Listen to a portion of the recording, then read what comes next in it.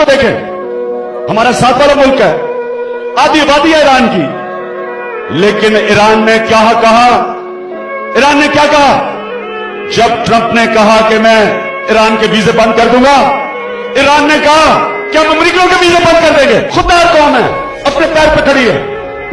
तो पाकिस्तानियों, हमने वो कौम बनना है जिसका लीडर था कायद आजम मोहम्मद अली जिन्नाह। एक गुलाम हिंदुस्तान में एक आजाद इंसान था कायद आजम मोहम्मद अली जिन्नाह। कभी किसी के सामने हाथ नहीं फैला। उसके दुश्मन भी थे, हमारे कायद आजम के जो दुश्मन भी थे, कहते थे कायद आजम, हम इख्तिलाफ करते हैं इसके नजरिए से, लेकिन कायद आजम एक ईमानदार आदमी है।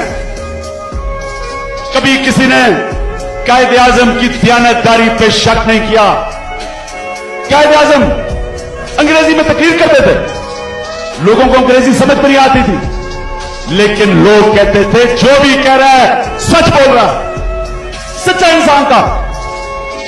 किधर कायद आजम और किधर नवाज शरीफ।